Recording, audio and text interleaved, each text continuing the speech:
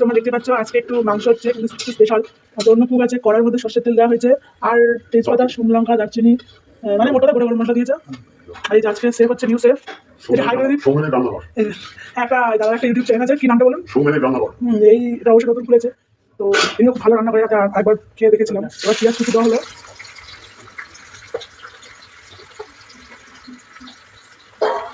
দিয়ে ভালো করে একটু নেড়ে নিতে হবে। গ্যাসে একটু লো ফ্লেম করা আছে, কিছুক্ষণ নাড়ার পর একটু অল্প করে নুন দিতে হবে। আগে থেকে আলু ভেজে তোলা রাখা ছিল, আর এই যে মশলাপাতি আছে।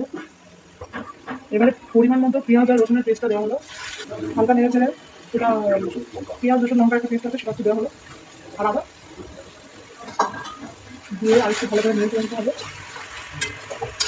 একটু নেড়ে ছেড়ে যখন জলটা মরে গেল, তারপরে আদা পেস্টটা দিতে হবে।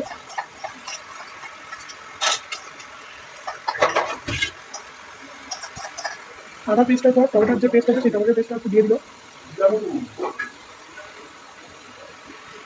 টমেটো পেস্টটা আস্তে তাড়াতাড়ি ভালো লাগছে, দিয়ে ভালো করে নেড়ে চেড়ে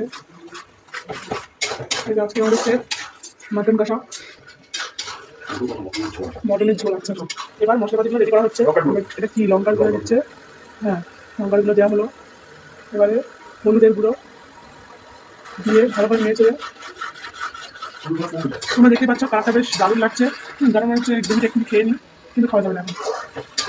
আবার টমেটো কুচি দেওয়া হচ্ছে, তারপরে দেওয়া হচ্ছে মটনের চর্বি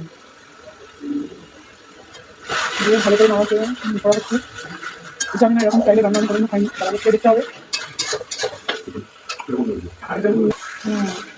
একটু জিরের গুঁড়ো দেওয়া হলো, জিরের গুঁড়োর পরে একটু ভালো করে নেড়ে চেড়ে নিতে হবে। এবারে নেড়ে চেড়ে একটু মশলা ধোয়া জলটা দিতে হবে, দিয়ে একটু ভালো করে নাড়তে হবে কিছুক্ষণ। নাড়া হয়ে গেলে এবারে প্রেশারে আগে থেকে মাটনটা সেদ্ধ করা ছিল, এবারে সেই মাটনটা কড়াতে দিতে হবে। এবার মাটনগুলো তুলে এর মধ্যে দেওয়া হচ্ছে। অবশ্য মাটনটা আগে থেকে নুন তেল মানে দিয়ে মাখা রেডি করা ছিল। এবার সেদ্ধ করার পরে এগুলো তুলে কড়ার মধ্যে দেওয়া হচ্ছে, দিয়ে একটু ভালো করে নেড়ে চেড়ে নিতে হবে। দিয়ে ভালো করে নেড়ে চেড়ে নিতে হবে বেশ কিছুক্ষণ। এই যে ভালো করে নেড়ে চেড়ে রেখে দিতে হবে। তোমরা দেখতেই পাচ্ছ যে কালারটা বেশ দারুণ এসছে। এবার একটু পরিমাণ মতো নুন দিতে হবে। এবার একটুখানি চিনি দেওয়া হলো, চিনি দেওয়া হলো, চিনি দেওয়া একটু ভালো করে নাড়তে হবে। চিনিটা দেওয়ার পর একটু ভালো করে নাড়তে হবে। এই যে মনে হচ্ছে অলরেডি এই যে অলরেডি কষা হয়ে গেছে, কষাটা হয়ে গেছে। বা টেস্ট করার জন্য আমি আর আমার দাদা একটু খাবো, দিয়ে তারপর আলু দেওয়া হবে।